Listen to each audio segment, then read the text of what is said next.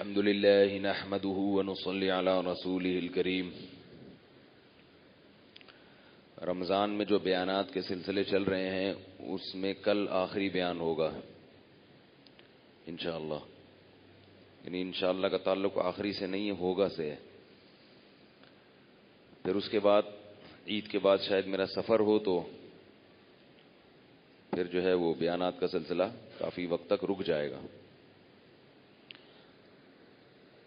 تو اس لیے 2 دن رہ گئے ہیں۔ جو بیان ہے خاص طور پہ اعتکاف والے ذرا غور سے سن لیں اور کچھ اسباق حاصل کر لیں۔ حضرت موسیٰ علیہ السلام کا واقعہ چل رہا تھا، اس میں بہت سارے پہلو اور بھی ہیں، ان پر روشنی ڈالنے کا وقت نہیں ہے۔ حضرت موسیٰ علیہ السلام کے بعد جس پیغمبر کا اللہ نے بہت اہتمام سے ذکر کیا ہے وہ داؤد علیہ السلام اور سلیمان علیہ السلام ہیں۔ انبیاء تو درمیان میں اور بھی آئے ہیں، لیکن جن پیغمبروں کا اللہ نے بہت اہتمام سے ذکر کیا قرآن مجید میں وہ کون سے ہیں؟ داؤد علیہ السلام اور سلیمان۔ حضرت زکریا علیہ السلام بعد میں آئے ہیں۔ داؤد علیہ السلام اور سلیمان علیہ السلام کی جو تاریخ شروع ہوتی ہے، یہودیوں میں ان دونوں پیغمبروں کو بہت اہمیت حاصل ہے۔ اس کی وجہ یہ ہے کہ ان دونوں پیغمبروں کے ذریعے اللہ نے فلسطین میں بیت المقدس میں یہودیوں کی بہت بڑی خلافت قائم کی تھی، جو بہت عرصے چلی ہے، اور جس پر اہل یہود کو آج بھی ناز ہے، اور اسی وراثت کی بحالی کی کوشش میں لگے ہوئے ہیں، اور پھر اس کے لیے سازشیں بھی کر رہے ہیں، اور کیا کیا کر رہے ہیں۔ تو داؤد علیہ السلام کی تاریخ یہاں سے شروع ہوتی ہے کہ موسیٰ علیہ السلام کے بعد ایک نبی تھے جنہوں نے بنی اسرائیل کو جہاد کا حکم دیا، بلکہ بنی اسرائیل خود کہتے تھے کہ آپ ہمیں اللہ کے راستے میں لڑنے کا حکم دیں تاکہ ہم ملک فتح کریں۔ تو ان نبی نے کہا کہ هل عصیتم ان کتب علیکم القتال الا تقاتلوا، تم ابھی کہہ تو رہے ہو، لیکن امید یہ ہے کہ جب اللہ جہاد کا حکم دے گا تو تم کرو گے نہیں، کیونکہ تمہاری نالائقیاں مشہور ہیں۔ قالوا وما لنا الا نقاتل فی سبیل اللہ وقد اخرجنا من دیارنا وابنائنا، کہنے ہم پہ ظلم ہوا ہے، ہم کیوں نہیں جہاد کریں گے بھائی؟ لیکن جب فرض ہو گیا فلما کتب علیہم القتال تولوا الا قلیلا منہم، جب فرض ہوا تو تھوڑے لوگ رہ گئے، باقی سارے بھاگ گئے۔ اس لیے خود سے اپنے اوپر آزمائشیں نہ مانگا کرو، خود سے اللہ سے عافیت ہی مانگنی چاہیے۔ تو اس قوم کا واقعہ یہ ہوا کہ نبی نے ان سے کہا کہ اللہ نے جہاد فرض کر دیا ہے اور تم پر طالوت کو اللہ نے امیر بنایا ہے۔ طالوت کوئی تھے بنی اسرائیل میں طالوت نام کے، تو ان کو اللہ نے تم پر امیر بنایا ہے۔ قالوا انا یکون لہ الملک علینا، کہنے لگے یہ کیا بات ہے، یہ والا امیر ہمیں قبول نہیں ہے، یہ والا امیر ہمیں قبول، بول لینا، بہت تو ہلکی ہو گئی یہ تراویح، اب تھوڑی تھکاوٹ ہوتی ہے اتنی، یہ والا امیر نہیں چلے گا۔ کیوں نہیں چلے گا بھائی؟ جو لوگ فسادی ہوتے ہیں نا، فسادی، ان کو ہر چیز پہ اعتراض ہوتا ہے، ہر مسجد میں بھی ہوتے ہیں ایسے، ہر دفتر میں بھی ہوتے ہیں، ہر مدرسے میں بھی ہوتے ہیں، ہر اسکول میں بھی ہوتے ہیں، ہر یونیورسٹی میں بھی ہوتے ہیں، ہر ملک میں بھی ہوتے ہیں، ہر اسمبلی میں بھی ہوتے ہیں، ہر جگہ ہوتے ہیں۔ کوئی بھی آرڈر دیا، شریف لوگ کہتے ہیں آنکھ بند کر کے مان لو بھائی کس کا آرڈر ہے؟ امیر کا آرڈر ہے، اس کی ذمہ داری ہے کہ یہ مستحق ہے یا نہیں ہے۔ اور جو شرارتی ہوتا ہے وہ کیا کرے گا؟ نہیں، کیوں، یہ کیوں بھائی؟ تمہاری جب فیلڈ نہیں ہے، تمہارا کام نہیں ہے، تو اس میں ٹانگ مت اڑاؤ، جس کا کام ہے صرف اس کو کرنے دو۔ یہ ہر جگہ ہوتے ہیں، یہ کیوں ہو رہا ہے، یہ کیوں ہو رہا ہے، یہ پنکھا یوں کیوں گھوم رہا ہے، یوں کیوں نہیں گھوم رہا ہے۔ یہ جو جس کا کام ہے۔ اب آپ نے گھر میں پلمبر کو بلایا، اور وہ الیکٹریشین کے کام میں کیڑے نکالنے لگے تو میرا گلا بہت ہی بیٹھ گیا, دعا کرو کھل جائے, یہ بالکل جو ہے نا آواز ہی نہیں نکل رہی ہے. تو ابھی امید ہے عید کا چاند نظر آ کے انشاءاللہ صحیح ہونا شروع ہو جائے گا, کیونکہ جب تک بولنا بند نہیں کریں گے تو یہ گلا رپورٹ ہی ہے, واللہ عالم. تو یہ جو ہے نا, اب گھر میں آپ نے الیکٹریشین کو بلایا, پلمبر کو بلایا, اور وہ الیکٹریشین کے کام میں کیڑے نکالنا شروع کرے, الیکٹریشین کو غصہ آئے گا کہ نہیں آئے گا؟ ابے بھائی تو پلمبر ہے, تجھے نل کا جوڑنے کے لیے بلایا ہے, تو یہ کیوں کہہ رہا ہے یہ جس نے بٹن لگایا ہے صحیح نہیں لگایا؟ تو یہ یاد رکھو, ایسے فسادیوں سے. اسی طرح علماء کے بیان میں بھی کیڑے نکالنے والے ہوتے ہیں. اچھی بھلی بات چل رہی ہے, کچھ نہ کچھ نکال دو. اب اتنے وضاحتی بیانات تو نہیں دیے جا سکتے نا. میرا وہ کلپ چلا ہے, اس میں نے یہ بیان میں کہا کہ بھائی جو زنا سے بچنے کا اور برائی سے بچنے کا علاج محاسبوں مراقبوں میں یا تبلیغ میں نہیں ہے, اس کا علاج نکاح میں ہے. اور یہ سوچ قوم لوط علیہ السلام کی ہے. اب وہ یہ جو میں نے بات کی نا, یہ سوچ قوم لوط کی ہے, وہ پچھلے بیان سے اگر کنیکٹ ہوگی تو وہ سمجھ میں آئے گی. شارٹ کلپ میں تو آدھی بات آتی ہے, آدھی رہ جاتی ہے. اب اس پہ لوگ کہہ رہے ہیں کہ کیا مطلب, محاسبے مراقبے کرنا لوط علیہ السلام کی قوم کا کام ہے, تبلیغ میں نکلنا لوط علیہ السلام کی قوم کا کام ہے. ارے بھائی کامن سینس استعمال کرو, کہ بیان کرنے والا اتنا بے وقوف تو نہیں ہے نا کہ وہ محاسبوں مراقبوں کو قوم لوط کا کام کہہ رہا ہو. اللہ کے بندو, خود بھی تو تھوڑی سی سینس استعمال کرنی چاہیے. اور بیان کرنے والا اتنا بے وقوف بھی نہیں ہے کہ وہ خانقاہوں کے خلاف بولے یا تبلیغ کے خلاف بولے. وہ اتنی بڑی بات ممبر پہ بیٹھ کے کہے گا کہ تبلیغ والے غلط ہیں اور خانقاہ والے غلط ہیں. اس بیان کا مطلب سمجھنے کی کوشش کرو کہ وہ کہنا کیا چاہ رہا ہے. تھوڑی سی سینس استعمال کرو گے تو سمجھ میں آ جائے گا, ورنہ بیٹھ کے کیڑے نکالتے رہو گے تو نکلتے رہیں گے. وہ بیان کرنے والا یہ بتا رہا ہے کہ نکاح سے دور بھاگنا کس کی سوچ ہے؟ لوط علیہ السلام کی قوم کی سوچ ہے. اور اللہ نے نکاح یعنی جو برائیوں کا علاج ہے, جو نکاح نہ کرنے سے برائیاں پیدا ہوتی ہیں, ان کا علاج کس میں رکھا ہے؟ نکاح میں رکھا ہے. باقی تبلیغ کی اہمیت کم نہیں ہو جاتی اس سے, خانقاہوں میں محاسبوں مراقبوں کی اہمیت کم نہیں ہو جاتی. ایک صاحب نے یہ اعتراض کیا, اتنی کم عمری میں لوگوں کو شادی کی ترغیب دے رہے ہو, کیا کوئی مولوی اپنی بیٹی دینے کے لیے تیار ہے کسی 14 یا 15 سال کے نوجوان کو؟ دیکھو یہ کیسا طنز مار رہے ہیں. یعنی آپ کہہ رہے ہیں کہ 15 سال یا 14 سال میں لڑکے کی شادی کرو, تو کیا کوئی مولوی اپنی بیٹی دینے کے لیے تیار ہے؟ تو بھائی بیٹی دینے کے اصول الگ ہیں اور کسی سے نکاح کرنے کے اصول الگ ہیں. جو بھی اپنی بیٹی دینا چاہتا ہے اس کو شریعت نے پوری اجازت دی ہے کہ وہ یہ دیکھے کہ یہ 15 یا 16 سال کا اس عورت کو, اس لڑکی کو, بیوی کو رکھ سکتا ہے یا نہیں رکھ سکتا. یہ دینے کے اصول ہیں. اگر 15 سال کا نوجوان رکھ سکتا ہے تو یقیناً دینا چاہیے اس کو, یقیناً دینا چاہیے. یہی تو میں کہنا ہوں, یہی تو سمجھا رہا ہوں. لیکن اگر وہ یہ سمجھتا ہے کہ نہیں رکھ سکتا تو 15 کیا 45 سال والے کو بھی نہیں دی جائے گی. دوسری بات یہ کہ ہم نے تو ان نوجوانوں کو ترغیب دی ہے جن کو رشتہ مل رہا ہو 14-15 سال کی عمر میں. نہیں مل رہا تو پھر تھوڑی ہم نے اسے کہا کہ نکاح کرو. جب مل ہی نہیں رہا تو کہاں سے کرے گا؟ تو یہ سب باتیں ہوتی ہیں کامن سینس کی. لیکن لوگ کیا کرتے ہیں, تو مجھ سے بہت لوگوں نے کہا اس پہ وضاحتی بیان دے. میں نے کہا پھر وضاحتی کا مطلب تو ہر بات پہ وضاحتی تو عجیب سا بن جائے گا. وہ تو پھر وہی ایک لطیفہ ہے نا. چلے چھوڑیں, بات سے بات نکلے گی. یہ تو ایک اتفاق سے وضاحتی بیان آ گیا یہ مسئلہ سمجھانے کے لیے, ورنہ ایسا نہیں ہوتا. ہاں کوئی واضح غلطی ہو کسی سے تو بدگمانی ہے. وہی جنید جمشید بیچارے کا جو حشر ہو گیا تھا, اس کی زبان سے ایک لفظ نکل گیا. اب اس کا حل یہ کہ بھائی زبان لڑکھڑا گئی, غلطی ہے, سوری کر لے. اس نے سوری کر لی, بات ختم ہو گئی. اس کے پیچھے بندوق لے کے پڑے رہا. جنازے میں بھی معاف نہیں کیا اور اب تک معاف نہیں کیا اس کو. ایک بندہ پرسوں میرے پاس آیا اور کہنے لگا میرے علاقے میں ایک دیندار نمازی آدمی ہے, کہہ رہے جنید جمشید معاذ اللہ یہ تھا اور یہ تھا, اور اس کو گالیاں دینا شروع کر دی. کہہ رہا میں تو اس کو گریبان سے پکڑ کے ٹھوائی لگانے لگا تھا.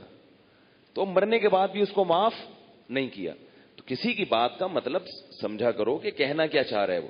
میں خود ان خانقاہوں سے نکل کے آیا ہوں, میں خانقاہوں کے خلاف بولوں گا تو میں اپنا کردار مشکوک کر رہا ہوں. میرا یہ نظریہ ہے کہ اس زمانے میں کسی بزرگ سے اصلاحی تعلق قائم کیے بغیر اصلاح ممکن نہیں ہے. یہ جتنے نئے نئے فتنے پیدا ہو رہے ہیں نا، یہ سب اس لیے کہ ان کے کسی بزرگ سے اصلاحی تعلق نہیں ہوتا، ان کا کوئی سرپرست نہیں ہوتا، روحانی پیشوا نہیں ہوتا. یہ بے لگام اونٹ ہوتے ہیں. شتر بے مہار ہوتا ہے نا، بے لگام اونٹ، جدھر منہ اٹھائے گا وہاں کو چرنا شروع کر دے گا. اصلاحی تعلق ہوتا ہے، کسی سلسلے سے جڑا ہوا ہوتا ہے، کسی بزرگ سے بیعت ہوتا ہے، اور بزرگ بھی متبع سنت ہوں، روحانی والے نہیں ہوں، بزرگوں باقاعدہ متبع سنت ہوں، تو ان سے بیعت کی برکتیں ہوتی ہیں، ان سے اصلاحی تعلق کی برکتیں ہوتی ہیں. ہم اگر کسی بزرگ سے بیعت نہ ہوتے تو آج جو ہم سے ٹوٹا پھوٹا لنگڑا لولا دین کا کام ہو رہا ہے یہ تھوڑی ہوتا. جن لوگوں کا کسی شیخ سے، کسی بزرگ سے اصلاحی تعلق نہیں ہوتا، کسی متبع سنت سے اس کو روحانی پیشوا نہیں بناتے، وہ اگر علم حاصل کرتے ہیں، علم تو حاصل ہو جاتا ہے مگر اس علم سے تعمیری کام کم ہوتا ہے اور فسادی کام زیادہ ہوتا ہے. علم بہت خطرناک چیز ہے اگر اس کو صحیح رخ نہ دیا جائے، کیونکہ عالم کے پاس نا سب کچھ، اس کو سب پتا ہوتا ہے، اس کے ہاتھ میں لوگوں کی جو ہے نا تقدیروں کا اسٹیئرنگ ہوتا ہے، وہ ادھر کو بھی گھما سکتا ہے اور ادھر کو بھی گھما سکتا ہے. تو اگر یہ بزرگوں سے تعلق نہیں ہوتا، کوئی سرپرست نہیں ہوتا، کوئی بڑے نہیں ہوتے، کوئی بزرگ نہیں ہوتے جہاں جو ہے نا جن سے رہنمائی لے رہا ہو، تو وہ تو ایسا ہوتا ہے کہ بس فتنہ فساد ایک نئی نئی یوٹیوب پہ کلپ بنا کے لائے گا اور امت کو لڑوائے گا، جیسے کہ ہو رہا ہے. ہر نئے دن کوئی نیا کلپ آیا ہوا ہوتا ہے کسی کا، کوئی آج نیا اٹھ کے آ گیا، اس نے نیا فتنے کی بنیاد رکھ دی. وہ کرے میں نہ کسی کو نہیں مانتا، میں نہ اس کو نہیں مانتا ہوں، نہ میں اس کو مانتا ہوں، نہ میں اس کو مانتا ہوں، نہ میں اس کو مانتا ہوں، میں اپنے آپ کو مانتا ہوں. بس حوالے ہر ایک کے پاس ہیں، دلائل ہر ایک کے پاس ہیں. امت کیا ہو رہی ہے؟ ٹوٹ ٹوٹ کے ٹکڑے ٹکڑے ہو رہی ہے، دین اسلام مشکوک ہوتا چلا جا رہا ہے. تو یہ سب اسی وجہ سے ہے کہ ان لوگوں کا کوئی سرپرست اور رہنما نہیں ہوتا، یہ خود ہی اپنے باپ بنے ہوئے ہوتے ہیں. ایک آدمی سے آپ پوچھیں آپ کے والد محترم کا نام، وہ اپنا ہی نام بتا دے. آپ نے ستار بھائی سے پوچھا آپ کے والد کا نام کیا ہے؟ ان کے ستار ہی ہے. تو یار ستار تو آپ کا ہے نا، تو آپ کے باپ کا نام کیا ہے؟ بولا تو ہے ستار ہے. ابے تو ابا کا نام کیا؟ بولا ہم اپنا باپ خود ہی ہے، ہم اپنا باپ، ہم ہی اپنا باپ ہے. یار آپ کا کوئی تو باپ ہوگا. نہیں میں اپنا باپ خود ہی ہوں. تو یہ جو نئے نئے آ رہے ہیں نا فتنے، یہ سب اپنے باپ خود ہی ہیں. ٹھیک ہے نا، ان کا کوئی ہے ہی نہیں، ان کا کوئی پیچھے کوئی روحانی سلسلہ ہو جو نبی صلی اللہ علیہ وسلم تک پہنچتا ہو.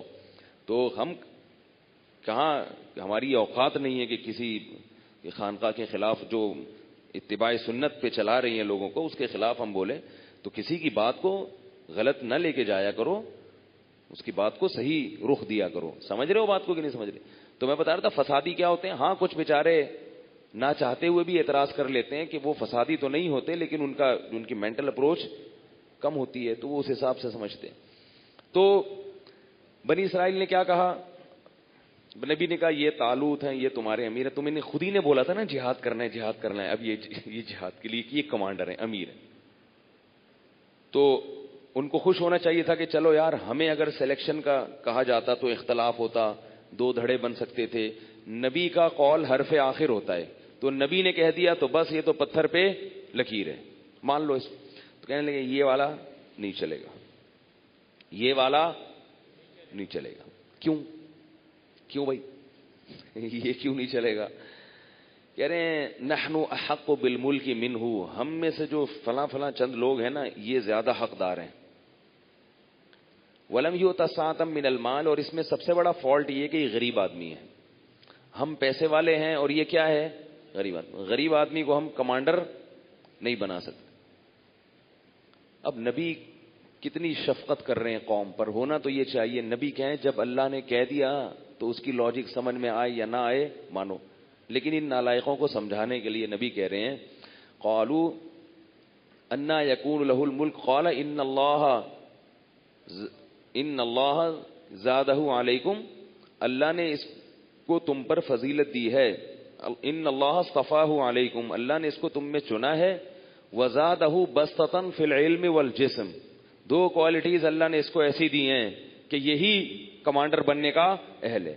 ایک تو جسم مضبوط ہے اور اللہ نے اس فیلڈ میں اس کو مہارت بھی دی ہے، علم بھی دیا ہے. بھائی کمانڈر بننے کے لیے پوری آرمی کو کی کمانڈ کرنا اور لڑائی کرنا دشمن سے، دشمن کی ٹرک کو سمجھنا کہ دشمن کہاں سے حملہ کر سکتا ہے اور کہاں سے اس کا دفاع کیا جا سکتا ہے. طاقتور دشمن سے لڑنے کے لیے فوج کی آرمی کو کون سی ٹرک استعمال کرنی پڑے گی, یہ ساری چیزیں یہ معلومات ہونی چاہیے, تب وہ آدمی کمانڈر بننے کا اہل ہے. اور دوسرا, خود بھی صحت اچھی ہو, ایسا نہ ہو کہ وہاں جا کے تھک جائے, سانس پھول جائے اور پتلی گلی سے نکل جائے. اسٹیشن پہ لا رہے ہیں کہ ہمارے کمانڈر صاحب کی طبیعت شوگر لیول کیا ہو گیا ہے, ڈاؤن ہو گیا. تو جو آرمی کا مورال اسی حساب سے, جن کا شوگر ڈاؤن نہیں بھی ہوئی نا, ان کا مورال بہرحال ڈاؤن ہو جائے گا, کیونکہ ہمارے کمانڈر صاحب ہی ایسے. اس سے بھی پتہ چلتا ہے کہ فائٹ کے لیے, لڑائی کے لیے صحت اور دشمن کی ٹرک, اس کا علم. تو یہ علماء نے یہ بات بیان کی ہے عقائد کی کتابوں میں کہ مسلمانوں کا کمانڈر بننے کا اہل وہ ہے جو جنگی امور میں مہارت رکھتا ہو.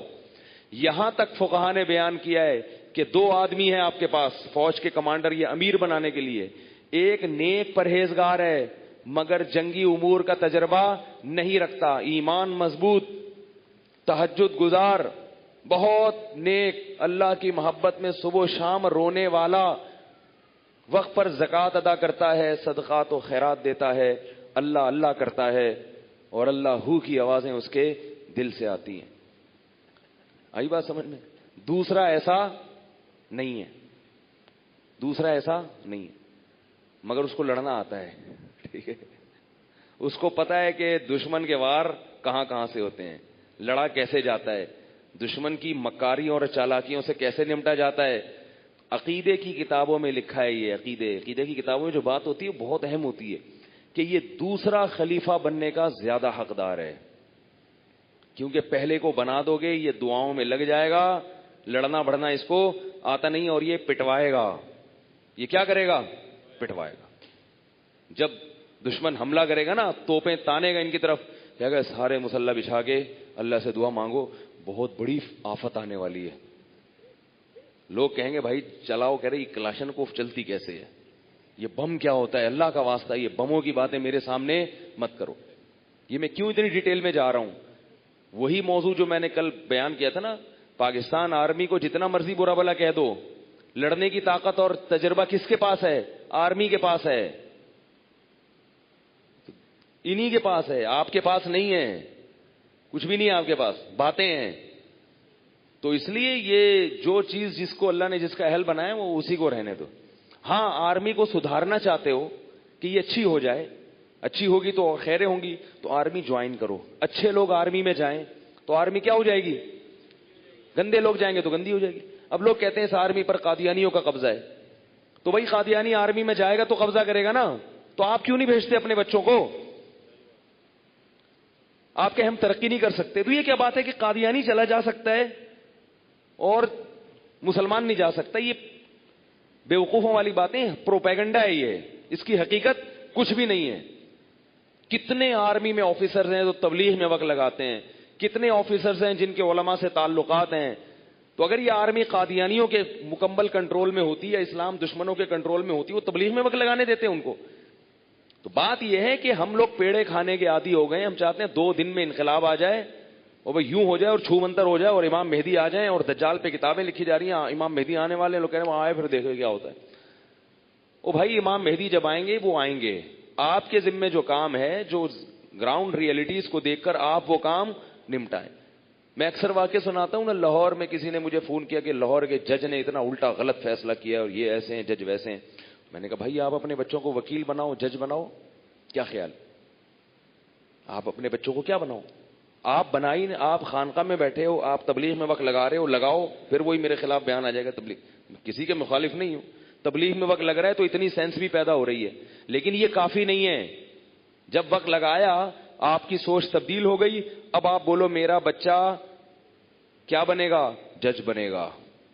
اور اس کو پہلے 4 مہینے لگاؤ تبلیغ میں, بچے کو بولو بیٹا تم نے جج بننا ہے, تمہیں 4 مہینے اس لیے لگوا رہا ہوں تاکہ تم انسان کے بچے پہلے بنو اور جج کے بچے بعد میں بنو.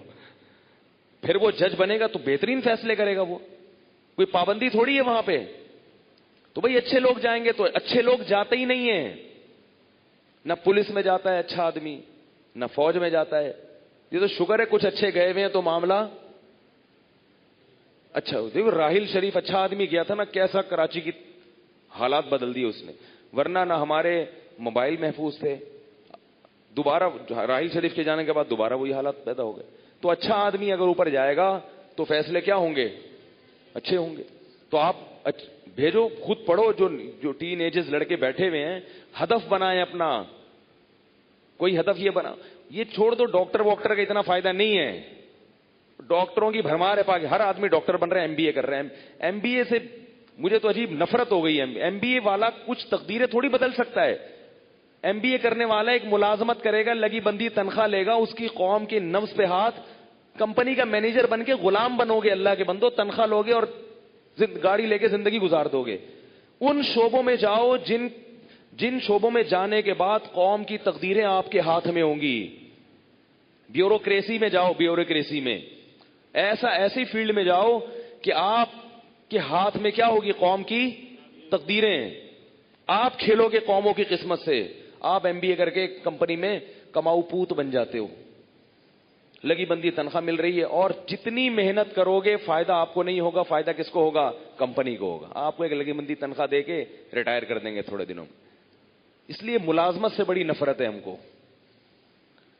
یہ ملازمت مسلمانوں میں بہت بعد میں آئی ہے. مسلمان تاجر ہوا کرتے تھے, تاجر جو ہے نا اس کی بھی ہاتھ میں لوگوں کی تقدیریں ہوتی ہیں, پتہ ہے آپ کو. تاجروں سے آرمی والے مشورے لیتے ہیں. تاجروں کو پوری دنیا کا علم ہوتا ہے. ریٹ بڑھا دیا, ریٹ گھٹا. یہودی تجارت پہ آیا ہے, تجارت میں اسی لیے آیا ہے کہ اس کو پتا ہے کہ تجارت اپنے ہاتھ میں ہوگی تو پوری دنیا کی تقدیریں ہمارے ہاتھ میں ہوں گی. تجارت میں آگے بڑھیں, بیوروکریسی میں آگے بڑھیں, جج بنیں, آرمی میں جائیں, پولیس میں جائیں. آپ کیا کرتے ہیں, بہت زیادہ پڑھ لکھ کے کیا بن جاتے ہیں, کماؤ پوت بن جاتے ہیں, کسی بڑے سیٹ کے ملازم بن جاتے ہیں. وہ آپ کو 1 لاکھ 2 لاکھ تنخواہ دے گا, کھاؤ گے پیو گے, بچے پیدا کرو گے اور مر جاؤ گے. نہیں آئی میرا خیال. ہمارے ایک رشتے دار تھے, ان کے پاس 2 آپشن تھے, مرچنٹ نیوی اور آرمی. ان کا یہ کہنا تھا میں آرمی میں جاؤں گا, جبکہ پیسہ کس میں تھا, مرچنٹ نیوی میں ٹھیک ٹھاک پیسہ ہے. بڑی اچھی سوچ تھی لیکن اس پر عمل نہیں ہوا. اگر وہ آرمی میں آج ہوتے بہت کچھ تبدیلیاں کر چکے ہوتے. وہ کس میں چلے گئے, مرچنٹ نیوی. مرچنٹ نیوی میں ٹھیک ٹھاک پیسہ ہے مگر آپ کی کوئی سنتا نہیں ہے. یعنی آپ کسی کو کیا, مرچنٹ نیوی کے کیپٹن کی کیا کوئی یہ تھوڑی کہ وہ کوئی قانون بنا کے ملک میں نافذ کر دے. تو ان چیزوں کی طرف جاؤ گے تو کیا ہوگا, انقلاب آئے گا, اور وہ جائز انقلاب ہوگا, قانون کے دائرے کے تحت انقلاب ہوگا. اس انقلاب کو دنیا مانے گی. سمجھ میں نہیں آ رہی میرا خیال ہے, رہنے دیں وہی ٹھیک ہے. تو انہوں نے کیا کہا, پھر تبلیغ میں بھی وقت لگاؤ کیونکہ وہ بھی ضروری ہے بھائی, ورنہ انقلاب کے چکر میں جب اس ماحول میں جاؤ گے تو تھوڑے دنوں میں ویسا ہی ہو جاؤ گے. سوچ کے کیا گئے تھے, جب ججوں میں وکیلوں میں بیٹھو گے نا اور بزرگوں کے پاس نہیں جاؤ گے, تبلیغ میں وقت نہیں لگاؤ گے, تو وکیلوں کے جب دیکھو گے 2 نمبر ہی کر رہے ہیں, تو آئے تھے وکیلوں کو سیدھا کرنے, تھوڑے دنوں میں خود 2 نمبر بن جاؤ گے. اور پھر جو آدمی باقاعدہ اخلاص کے ساتھ 2 نمبر بنتا ہے وہ ریکارڈ سارے توڑ دیتا ہے, وہ سارے ریکارڈ توڑ دیتا ہے. تو انہوں نے کیا کہا کہ بھائی یہ والا ہمیں قبول نہیں ہے, یہ پیسہ ہی نہیں, اس میں پیسے ہی نہیں ہے. تو انہوں نے کہا کہ ان کے پاس علم ہے, یعنی یہ جو لڑائی کا علم اللہ نے اس کو دیا ہے, اور صحت اچھی ہے, تو یہی ہے. پھر کیا ہے, اس کا مطلب تقوی کی نفی نہیں ہے. تقوی کے بغیر تو اللہ کی مدد نہیں آتی. بتانا یہ مقصد ہے کہ صرف تقوی نہیں ہے, ظاہری اسباب اختیار کرنا جو دنیا میں کامیابی کے ہیں وہ ضروری ہیں, وہ بھی اتنے ہی ضرور بلکہ تقوی کا حصہ ہیں وہ. تو بہرحال نبی نے کہا کہ یہی ہیں, تو پھر مان لیا انہوں نے, اور بتایا کہ ان کی یہ نشانیاں ہیں. ایک تابوت آئے گا جس میں حضرت موسیٰ علیہ السلام اور ہارون علیہ السلام کی چھوڑی ہوئی چیزیں ہوں گی. واقعہ لمبا ہے, میں بہت سمیٹ رہا ہوں. پھر کیا ہوا, طالوت علیہ السلام کے لشکر میں کی قیادت میں یہ بنی اسرائیل کا لشکر گیا ہے. چاہ نہیں رہے تھے لڑنا لیکن چلے گئے. اب مقابلہ تھا جالوت سے, جو دشمن کا کمانڈر تھا وہ کون تھا, جالوت, اور دشمن کی تعداد بہت زیادہ تھی, بہت زیادہ تعداد تھی. تو اب اللہ نے ان کو کا امتحان لیا. امتحان یہ لیا کہ نبی نے ان سے کہا کہ راستے میں نہر آئے گی، دریا آئے گا، پیاس لگ رہی ہوگی مگر اس سے پانی نہیں پینا، اس سے پانی نہیں پینا، جو پانی پیے گا اس کا میرے سے کوئی تعلق نہیں ہے، جو نہیں پیے گا صبر کرے گا وہ مجھ میں سے ہے۔ وہ نہر آئی ہے، اکثر نے پانی پی لیا، تھوڑے سے لوگ رہ گئے جنہوں نے نہیں پیا۔ اس گناہ کی نحوست یہ پڑی ہے کہ ایک تو لشکر کی تعداد ویسے ہی زیادہ تھی، لشکر یعنی دشمن کے لشکر کی تعداد، ان کی اپنی تعداد کم تھی، تو گناہ کی وجہ سے ان میں اور کم ہمتی پیدا ہو گئی۔ گناہ جو ہے نا وہ تو انسان کو کم ہمت بنا دیتا ہے، کم ہمتی پیدا ہو گئی، کم ہمتی پیدا ہوئی اور شیطان نے ان پر حملہ کر دیا اور یہ کہنے لگے لا طاقت لنا اليوم بجالوت وجنودی، اتنے بڑے لشکر اور جالوت جیسے طاقتور کمانڈر سے ہمارے لیے لڑنا ممکن نہیں ہے، اور بھاگ گئے میدان جنگ سے۔ وہ جو تھوڑے سے رہ گئے تھے بنی اسرائیل میں، انہوں نے کہا کم من فئۃ قلیلۃ غلبت فئۃ کثیرۃ باذن اللہ۔ دیکھو پیغمبر نے جب لڑنے کا حکم دیا ہے تو یہ جہاد فرض عین ہے نا، اگر اس میں شکست کا عنصر ہوتا تو اللہ یہاں لڑنے کا حکم نہ دیتے۔ تو کتنی دفعہ اللہ نے کمزوروں کو طاقتور پہ غالب کیا ہے، لہذا اللہ غالب کرے گا، ہمت کرو۔ انہوں نے کہا نہیں ہم نہیں لڑ رہے۔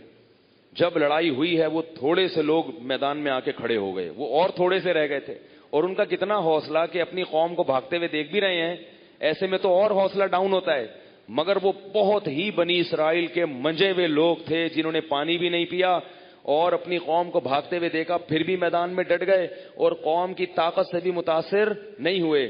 اور جب لڑائی کا میدان گرم ہوا ہے تو اتنی زور کی لڑائی ہوئی ہے، دشمن نے اتنا سخت حملہ کیا ہے کہ اللہ فرماتے ہیں یہ تھوڑے سے ایمان والے لوگ اللہ سے دعا مانگنے لگے، ربنا افرغ علینا صبرا، اے اللہ ہمیں صبر کی توفیق نہیں چاہیے، صبر کی بالٹیاں ہمارے اوپر انڈیل دے، یہاں ہمارے لیے مقابلہ ممکن۔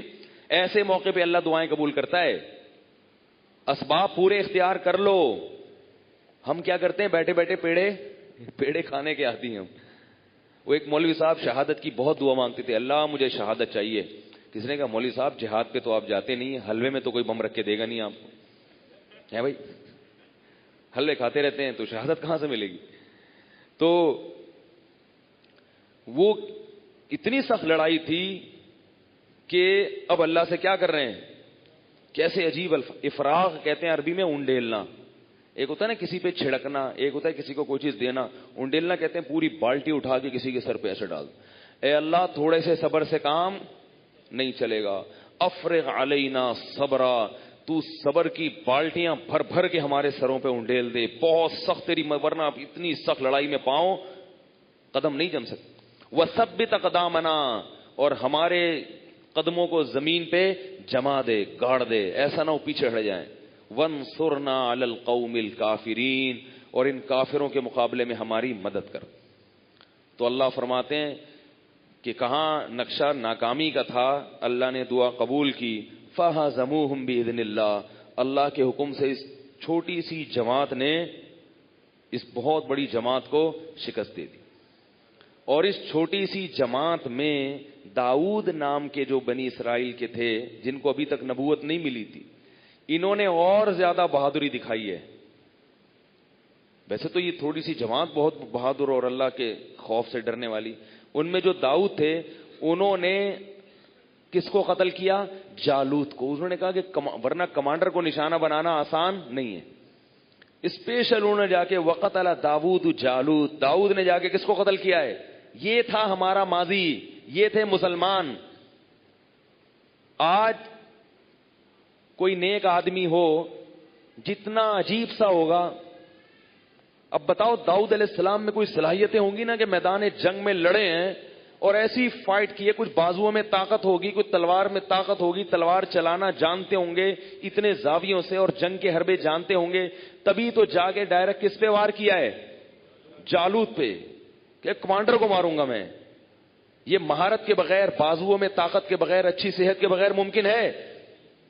تو صحت کا خیال رکھتے ہوں گے نا بھائی، ایکسرسائز کرتے ہوں گے یا کوئی جسمانی وہ، تبھی تو اتنی، ورنہ کوئی ایسا آدمی جس کو نہ کھانے کا پتا نہ سونے کا پتا، اس کی شوگر کبھی چڑھ رہی ہے, کبھی شوگر گر رہی ہے, کبھی گردوں کے مسائل, کبھی بلڈ پریشر ہائی, کبھی بلڈ پریشر ڈاؤن, وہ یہ کام کر سکتا ہے؟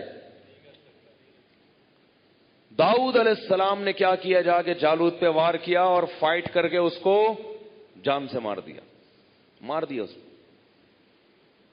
یہ نہیں کہ جا کے اس کو گلے لگایا کہ میں کیسے انسان کو ماروں.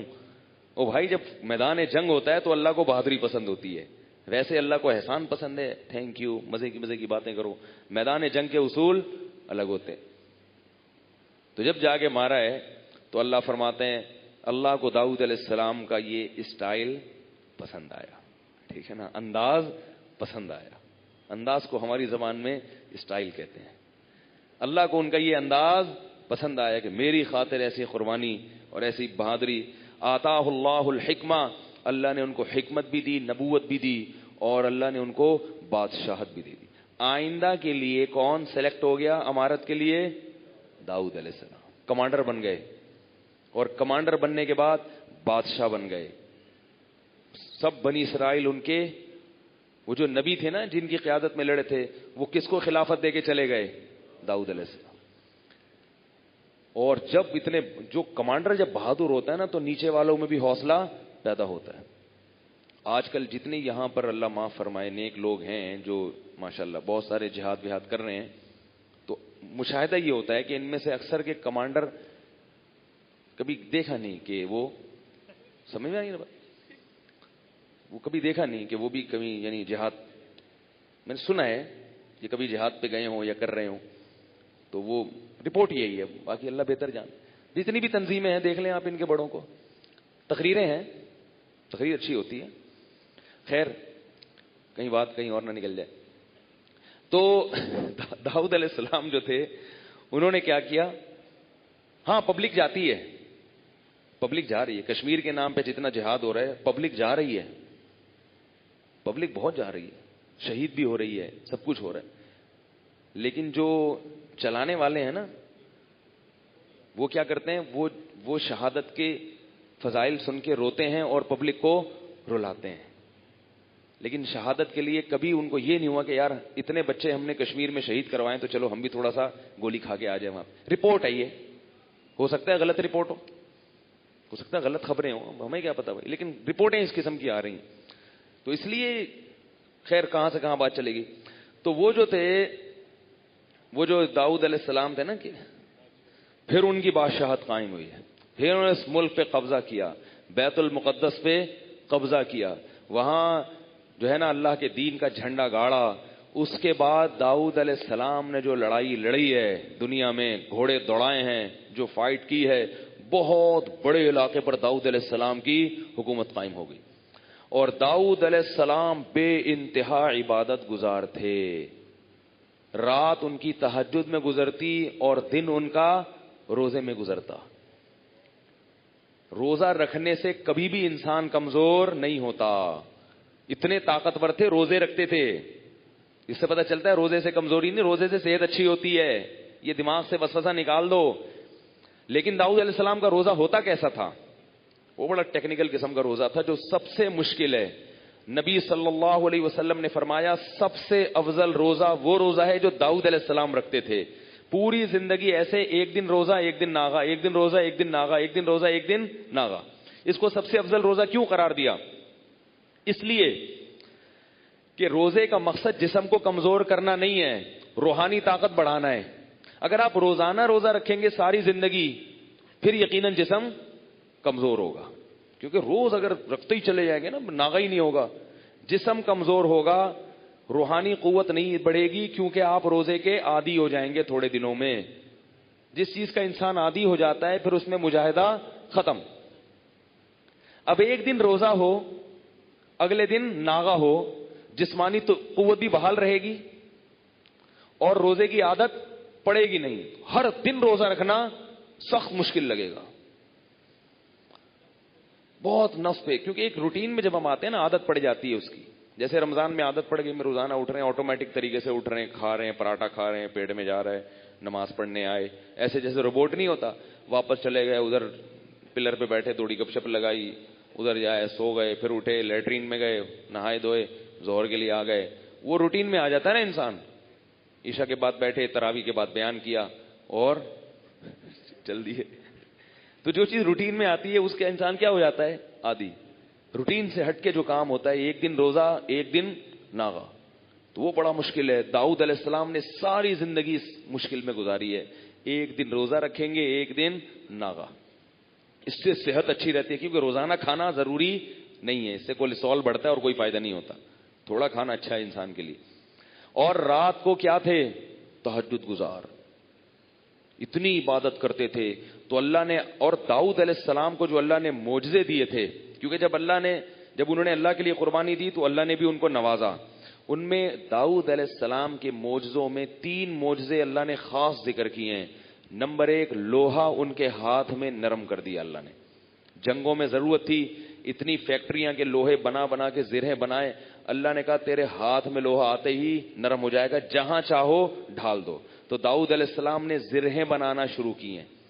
یہ تھے دیندار پہلے زمانے کے. آج دیندار آدمی کو ٹیکنالوجی سے کوئی واسطہ, نہ جسمانی قوت سے نہ ٹیکنالوجی سے. یہ بھی قسم کی ٹیکنالوجی تھی نا جو اللہ نے معجزے کے طور پہ دے دی.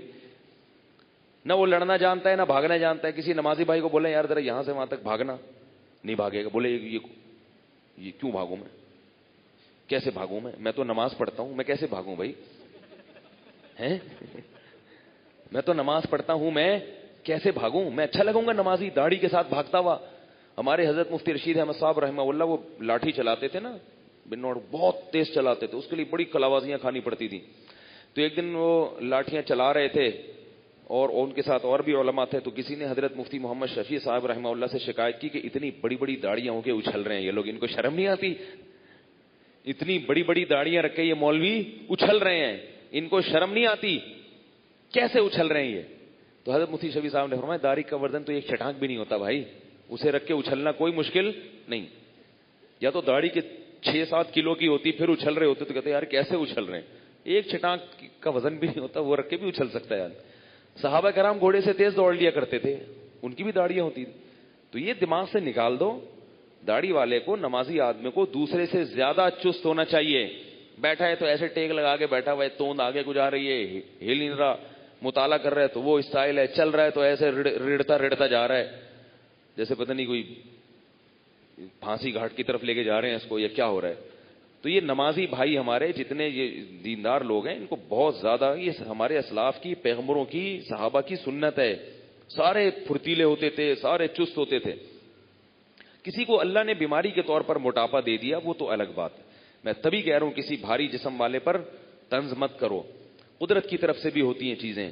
امام محمد امام ابو حنیفہ کے شاگرد تھے, بے انتہا ذہین اور چست تھے, مگر بہت زیادہ موٹے تھے. لیکن کتنے ذہین تھے. امام شافعی کہتے ہیں میں نے موٹے لوگوں میں محمد ابن حسن جیسا ذہین نہیں دیکھا. تو بھاری جسم تھا. تو بھاری جسم کا مذاق اڑانا مقصد نہیں ہے. مذاق اڑانا کس کا مقصد ہے؟ سست لوگوں کا. سمجھ رہے ہو بات کو؟ تو خیر اب کیا ہوا ہے, تو داؤد علیہ السلام کو اللہ نے 3 معجزے بڑے زبردست دیے. ایک, لوہا ان کے ہاتھ میں نرم, اس سے زرہیں بناتے تھے, فوجیوں میں تقسیم کرتے تھے. دوسرا, ان کو جو اللہ نے معجزہ دیا, خوبصورت آواز. اتنی خوبصورت آواز تھی داؤد علیہ السلام کی کہ جب وہ تلاوت فرماتے زبور کی, اور ان کو اللہ نے کتاب بھی دی زبور, جب تلاوت کرتے تھے تو پرندے آ کے جمع ہو جایا کرتے تھے, پرندے جمع ہو جاتے تھے غول کے غول. اور 4 معجزے دیے جو بڑے بڑے معجزے. اور تیسرا معجزہ اللہ نے ان کو دیا کہ جب وہ اللہ کا ذکر کرتے تھے تو یا جبال اوبی معہ والطیر, پرندے اور پہاڑ بھی ان کے ساتھ لا الہ الا اللہ پڑھنا شروع کرتے تھے. ایسی کیفیت میں ان کا ذکر ہوتا تھا, اللہ کو یاد کرتے تھے کہ پہاڑوں سے بھی لا الہ الا اللہ کی آوازیں آنا شروع ہو جاتی تھی. پہاڑوں سے بھی آوازیں آتی تھی لا الہ الا اللہ کی. تو بعض صوفیہ کے ایسے واقعات منقول ہیں کہ جب وہ ذکر کرتے تھے تو ان کے ساتھ پتھروں سے لا الہ الا اللہ کی آوازیں آتی تھیں. اس طرح کے واقعات بزرگان دین میں بھی منقول ہیں. بہرحال داؤد علیہ السلام کا معجزہ تھا. اور چوتھا معجزہ ان کو یہ ملا, وفصل الخطاب, زبردست انداز بیان. جب خطاب کرتے تھے قوم میں, تقریر کرتے تھے, لوگوں پر وجد طاری ہو جاتا تھا. اس سے پتہ چلتا ہے بولنا آنا یہ بھی اللہ کی بہت بڑی نعمت ہے. جن لوگوں کو بولنا نہیں آتا وہ بولنا چاہ کیا رہے ہوتے ہیں اور منہ سے نکل کچھ اور رہا ہوتا ہے, ٹھیک ہے. وہ اپنا اظہار معافی ضمیر کر نہیں پاتے, بات سمجھا نہیں پاتے, جس سے لڑائیاں ہوتی ہیں. کہنا کیا چاہ رہے ہیں, کہہ کیا رہے ہیں, ایکچولی کر کے پھر اس کو سیدھا کرتے رہتے ہیں. تو داؤد علیہ السلام کو بولنے کی جو طاقت تھی, وہ فصل الخطاب, دودھ کا دودھ پانی کا پانی کر کے رکھ دیتے. جب تقریر کرتے تھے نا, خطاب کرتے تھے اپنی قوم سے, اتنی زبردست. اچھا یہ عجیب بات ہے, بولنے کا ملکہ اللہ نے صرف علماء کو دیا ہے. میں نے اپنی زندگی میں کوئی ایسا شخص نہیں دیکھا جو عالم نہ ہو اور اس کو بولنا آتا ہو. حتیٰ کہ قائد اعظم محمد علی جناح کتنے بڑے بانی پاکستان تھے اور کتنے مسلمانوں کے خیر خواہ تھے, لیکن تقریریں وہ کس سے کرواتے تھے؟ علماء سے. جلسوں میں, ان کے بہت سارے جلسوں میں جو تقریریں کی ہیں وہ کس نے کی ہیں؟ بولنا کس کو آتا تھا؟ ان کی سپیچ ہوتی تھی, بڑی مہذب ہوتی تھی, مگر جو ہوتا ہے نا خطابت کے جوہر دکھا دینا اور لوگوں کو گرما دینا, یہ کس کا کام ہے؟ یہ اللہ نے ہمیشہ سے علماء کو یہ ملکہ دیا ہے. تو کیونکہ اللہ ان سے تبلیغ کا کام لیتا ہے نا, تو ان کو بولنے کا سلیقہ سکھا دیتے ہیں اللہ تعالیٰ. تو یہ داؤد علیہ السلام کا کام تھا. اب داؤد علیہ السلام کی خلافت پھیلتی پھیلتی کہاں تک چلی گئی. اللہ فرماتے ہیں کہ داؤد علیہ السلام کو ہم نے, داؤد علیہ السلام کے بہت بیٹے تھے, سینکڑوں تھے, کیونکہ داؤد علیہ السلام نے 700 شادیاں کی تھیں. اگرچہ رمضان میں ایسی باتیں نہیں کرنی چاہیے, لوگ ایک میسج آیا تھا کسی کا کہ یہ رمضان میں آپ کس قسم کی شادیوں کی باتیں کرتے ہیں, لیکن بہرحال داؤد علیہ السلام نے تو رمضان میں کی تھی یا شوال میں کی تھی مجھے پتہ نہیں ہے. ٹھیک ہے, تو باندیاں بہت تھیں. تو تبھی یہودیوں نے, اللہ معاف فرمائے, اپنے ہی پیغمبر کو, ان میں سے بعض لوگوں نے معاذ اللہ عیاش لکھا ہے, نقل کفر نہ باشد. کیا لکھا ہے؟ معاذ اللہ عیاش تھے. تو یہ ایسے نالائق ہیں, اپنے پیغمبروں پر بھی تہمت, پیغمبروں کو بھی, تو یہ اپنے پیغمبروں کو معاف نہیں کیا, ہمارے پیغمبر کو کیسے معاف کریں گے یہ؟ تو اس لیے ان لوگوں سے زیادہ فری ہونے کی ضرورت نہیں ہے. تو ان کے پاس وسائل تھے, قوت اتنی تھی, طاقت اتنی تھی, تو وہ 700 کے 7000 بھی رکھ لیتے. دوسری بات یہ کہ آپ سے پیسے لے کے تھوڑی کیے تھے انہوں نے, جو آپ کو اعتراض ہو رہا ہے بھائی. جو کہنا یہ انہوں نے اتنی کیوں کی تھی, تو بھائی تم سے پیسے لے کے کی تھی. بھائی ان عورتوں کو اعتراض ہونا چاہیے نا کہ وہ کہہ رہی ہیں ہم پہ 700 سوکنے, وہ کہہ رہی ہیں, وہ عورتیں کہہ رہی ہیں کہ داؤد علیہ السلام جیسے جوان, خوبصورت اور اتنی زبردست آواز, تو عورت 700ویں نمبر پر بھی ان کی سوکن بننا قبول کر رہی ہے اور پچھلی والی نہیں بھاگ رہی. وہ کہہ رہی ہمیں ان سوکنوں کے ساتھ بھی یہ داؤد قبول ہیں, تو آپ کو کیوں تکلیف ہو رہی ہے بھائی؟ ایک دفعہ کیا ہوا, کسی نے کسی مولوی صاحب پہ طنز مارا, ابے یہ کیا شادیاں وادیاں کر رہے ہیں یار, ابھی دوسری بھی نہیں تیسری بھی کر لی. تو اس نے کہا کہ آپ سے پیسے لے کے کیے انہوں نے, تو اپنے پیسوں پہ کر رہے ہیں, تو آپ کو کیوں تکلیف ہو رہی ہے؟ تو عجیب بات ہے یہ جو لوگ نبی صلی اللہ علیہ وسلم پہ اعتراض کرتے ہیں نا کہ اتنی عمر میں 9 سال کی جوان لڑکی سے نکاح کیا. تو بات یہ ہے کہ حضرت عائشہ کو جب تکلیف نہیں تھی, وہ خوش تھی اس شادی پہ, تو پھر آپ کو پیٹ میں مروڑ کیوں ہو رہا ہے بھائی؟ آپ کہتے ہو بچی پہ ظلم ہو, تو وہ کہہ رہی میں نے تو اس سے اچھا رشتہ ہی نہیں کوئی کائنات میں. تو جب وہ خوش ہیں, میاں بیوی خوشی ہنسی خوشی زندگی گزر رہی ہے ان کی, تو کسی یہودی کو کیوں تکلیف ہو رہی ہے یا آپ کیوں پریشان ہو رہے ہیں؟ غامدی صاحب نے تو اس اشکال کا جواب دینے کے لیے نا 19 سال عمر بنا دی کہ نہیں جی 9 سال نہیں تھی, امی عائشہ کی عمر 19 سال تھی, کھینچ تان کے کر دیا. لیکن انگریز 19 سال پہ بھی خوش نہیں ہوگا, کیونکہ 50 سال کی عمر میں کسی 19 سال کی لڑکی کی شادی 50 سال سے کی جائے تو ہمارے عرف میں اس کو بھی معیوب سمجھا جاتا ہے. تو بیچارے کوشش میں کر رہے ہیں کہ انگریز خوش ہو جائیں, لیکن وہ انگریز پھر بھی خوش نہیں ہوگا. اس لیے جو جیسا ہے نا اس کو ویسے ہی رہنے دو. عربوں میں رواج تھا, کم عمر لڑکیوں کی شادی بڑی عمر کے لوگوں سے ہوتی تھی, اور آج بھی رواج ہے, اور اسلام میں اس کو معیوب نہیں سمجھا گیا. وجہ اس کی یہ ہے کہ کم عمر کی لڑکی کی شادی جب بڑی عمر کے آدمی سے ہو رہی ہے, تو اس بڑی عمر کے آدمی میں کوئی ایسی کوالٹی ہوتی تھی جس کی وجہ سے اس کی عمر کو اگنور کیا جاتا تھا. سمجھ میں نہیں آ رہی بات میرے خیال بھائی؟ اس میں کوئی ایسی کوالٹی تھی, ورنہ خامخواہ میں کوئی یہ کام تھوڑی کرے گا, خامخواہ میں تھوڑی کرے گا یہ کوئی کام. اس میں کوئی کوالٹی, وہ پیغمبر تھے. اسی طرح بعض دفعہ ایسے ہوتا ہے کہ اور کوئی کوالٹی ہوتی ہے اس کے اندر. تو بات کہاں سے کہاں جا رہی ہے؟ تو داؤد علیہ السلام کو اللہ نے کیا دیا؟ بیٹا دیا جس کا نام تھا سلیمان. وورث داؤد سلیمان. اور اللہ نے سلیمان علیہ السلام کو جو معجزے دیے ان کی تعداد داؤد علیہ السلام سے بھی زیادہ. اور دونوں باپ بیٹے جج بن کے لوگوں کے درمیان فیصلے کیا کرتے تھے. دیکھو جج کا عدالت کا نظام بھی کس کے ہاتھ میں تھا؟ ان کے ہاتھ. اس سے پتہ چلتا ہے جج بننا بہت بڑی بات ہے. اللہ نے پیغمبروں کو بنایا جج بن کے صحیح فیصلے کرو تو یہ پیغمبروں کی سنت زندہ ہوگی. تو پھر کیا ہوا ہے کہ داؤد علیہ السلام اور سلیمان علیہ السلام کو اللہ نے پرندوں کی بولیاں سکھا دی. علمنا منطق الطیر واوتینا من کل شیء. ہر چیز اللہ نے ان دونوں کو دی ہے, باپ اور بیٹے کو. تو سلیمان علیہ السلام کا واقعہ بھی پھر لمبا ہے, کل آخری بیان ہوگا, تو انشاءاللہ پھر میں سلیمان علیہ السلام کے واقعے پر کچھ روشنی ڈالوں گا. ابھی کافی وقت ہو گیا ہے تو اس کو ہم یہیں بند کر دیتے ہیں. کیا خیال ہے؟ میری کئی سالوں کی نمازیں اور روزے قضا ہیں تو ان کو ادا کرنے کا کیا طریقہ ہے؟ کئی سالوں کی نمازیں اور روزے ادا کر لیں, یہ طریقہ ہے, یہی طریقہ ہے. اس کے علاوہ اور کوئی طریقہ؟ جتنے سالوں کی نمازیں ہیں اتنے سالوں کی نمازیں پڑھیں. نماز پڑھنے کا طریقہ یہ ہوگا کہ جب آپ فجر پڑھ رہے ہیں تو آپ یہ نیت کریں گے کہ میرے ذمے فجر کی جتنی نمازیں قضا ہیں ان میں جو نماز سب سے پہلے نمبر پہ آتی ہے میں وہ پڑھ رہا ہوں یا پڑھ رہی ہوں. ٹھیک ہے نا؟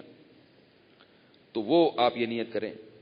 ظہر جب پڑھیں تو آپ کہیں میرے ذمے ظہر کی جتنی نمازیں قضا ہیں ان میں جو سب سے پہلی نماز ہے میں وہ پڑھ رہا ہوں. جب بھی نیت ہوگی تو یہی ہوگی. جب آپ دوبارہ فجر پڑھیں گے پھر آپ یہی نیت کریں گے میرے ذمے فجر کی جتنی نمازیں ہیں ان میں سب سے پہلی نماز, کیونکہ وہ جو آپ نے پڑھ لی ہے نا وہ تو ذمے میں رہی نہیں ہے. نہیں یاری نا, وہ تو ذمے میں رہی نہیں ہے, تو وہ خود بخود دوسری نماز پہلے نمبر پہ آ جائے گی ان نمازوں میں جو آپ کے ذمے میں ہیں. سمجھ رہے ہو؟ اسی طرح آپ ایک ڈائری میں نوٹ کر لیں کہ کتنے سال کی نمازیں, اندازہ ہی ہوگا, یقین تو نہیں ہو سکتا. کتنی سال کی فجر ہے, بعض لوگ فجر کم پڑھتے ہیں ظہر زیادہ پڑھتے ہیں تو وہ ظہر کم رکھیں فجر زیادہ رکھیں. ٹھیک ہے نا؟ تو جمعے کتنے آئے ہیں یہ سارا حساب کر کے ایک اندازہ ہی ہوگا, اس کا یقین نہیں ہو سکتا. تو اندازے سے کر لیں اور جتنی جتنی نمازیں پڑھتے جائیں ڈائری میں سے وہ کاٹتے جائیں. بعض لوگ ڈائری کا نظام نہیں رکھتے, حافظے پر اعتماد کرتے ہیں, وہ ساری زندگی کنفیوز رہتے ہیں, پڑھتے رہتے ہیں, ان کو یہ نہیں پتہ چلتا کہ ہوئی ہے کہ نہیں ہوئی ہے. اس لیے حافظے پر اعتماد نہ کریں, ڈائری میں باقاعدہ نوٹ کریں اور جتنی نمازیں ہوتی جا رہی ہیں ان کو کاٹتے چلے جائیں. تو انشاءاللہ یہ نمازیں آپ کی امام مہدی کے آنے سے پہلے پہلے, جس اسپیڈ سے آپ پڑھ رہے ہیں اس میں تو یہی ہے کہ امام مہدی کے آنے سے پہلے پہلے یہ نمازیں آپ کی امید ہے کمپلیٹ ہو جائیں. تو بھائی 24 گھنٹے میں کم از کم ایک دن کی نماز لازمی پڑھو. ایک دن کی بھی نہیں پڑھ رہے تو پھر گناہ ہونے کا خطرہ ہے بہت سخت. اور ایک دن کی اگر پڑھ رہے ہو تو اگر موت آ گئی تو وصیت کر کے جاؤ, تو اللہ کی رحمت سے امید ہے اللہ تعالیٰ معاف کر دیں, کیونکہ انسان اس سے زیادہ کا مکلف نہیں ہے نا. اب ایک دن میں 5 نمازیں فرض بھی پڑھنی ہے, پھر قضا بھی پڑھنی ہے, تو اور بھی تو کام کرنے ہیں نا. بعض لوگ تو ایسے ہوتے ہیں اولو العزم ہوتے ہیں کہ وہ ایک دن میں 5 دن کی نمازیں قضا پڑھ لیتے ہیں. ہمارے حضرت کے ایک مرید تھے, وہ تقریباً 50 سال کی عمر میں دین پر آئے, گورنمنٹ میں کسی ادارے میں آفیسر تھے. 50 سال کی عمر میں جب آئے ہیں تو ایسا انقلاب آیا ان میں کہ انہوں نے 50 سال کی عمر میں عالم بھی بنے, وہ حافظ بھی بنے, اور میرا خیال ہے کتنے 60 40 50 سال کی قضائے عمری انہوں نے ایک سال میں نمٹا لی. ہم جب بھی جاتے تھے ہر وقت نماز پڑھ رہے ہوتے تھے یا تلاوت کر رہے ہوتے تھے اور مدرسے میں پڑھ بھی رہے ہوتے تھے. ایسا ٹائم کو مینج کیا انہوں نے. تو ایسے لوگ بھی ہیں, لیکن بہرحال شارٹ ہیں ایسے لوگ. تو آپ ایسے نہ بنیں, اتنا ہی کر لیں کہ 24 گھنٹے میں کم از کم ایک دن کی. پھر قضاء عمری پڑھنے کا کوئی ٹائم متعین نہیں ہے. فجر کے وقت میں ظہر کی پڑھ سکتے ہو, ظہر کے وقت میں فجر کی پڑھ سکتے ہو, مکروہ وقت نہ ہو. مکروہ وقت جو سورج نکلتے ہوئے, زوال کے وقت اور سورج غروب ہوتے ہوئے. فجر کے بعد بھی پڑھ سکتے ہیں, عصر کے بعد بھی پڑھ سکتے ہیں قضا. فجر اور عصر کے بعد نوافل تو نہیں پڑھ سکتے مگر قضاء عمری پڑھ سکتے ہیں. وطر بھی پڑھنے پڑیں گے. احناف کے ہاں وطر کی نماز کیا ہے؟ واجب ہے. اس پہ دلائل کیا ہے یہ کل, کیونکہ آج کل کلپ ایسے آ رہے ہیں کوئی واجب کچھ نہیں ہوتا اور یہ سنت موقدہ کچھ نہیں ہوتا, یہ بھی آ رہے ہیں کلپ مارکیٹ میں. تو وہ نہیں, فجر کی سنتیں نہیں پڑھیں, بس فرائض پڑھیں گے. فرائض پڑھیں اور وطر پڑھیں, ٹھیک ہے نا. اور فرائض میں یہ آسانی ہے کہ تیسری اور چوتھی رکعت میں اگر کچھ نہ بھی پڑھیں تو بھی بول لینا چلے گا. فرض کی تیسری رکعت میں 3 دفعہ سبحان ربی الاعلی کہنے کی بقدر کھڑے رہیں تو بھی نماز ہو جائے گی, ٹھیک ہے نا. تو فجر یعنی فرض کی تیسری اور چوتھی, وطر میں تیسری رکعت میں پڑھنا پڑے گا. فرض کی تیسری چوتھی رکعت میں چاہیں آپ مختصر قرات کر لیں, تیسرا کلمہ پڑھ لیں تو یہ بھی ٹھیک ہے, بہتر ہے سورہ فاتحہ پڑھیں تو زیادہ بہتر ہے. تو یہ بھی, اور اس سے نماز آپ کی مختصر ہو جائے گی. سبحانک اللہم و بحمدک نشہد ان لا الہ الا انت نستغفرک و نتوب الیک.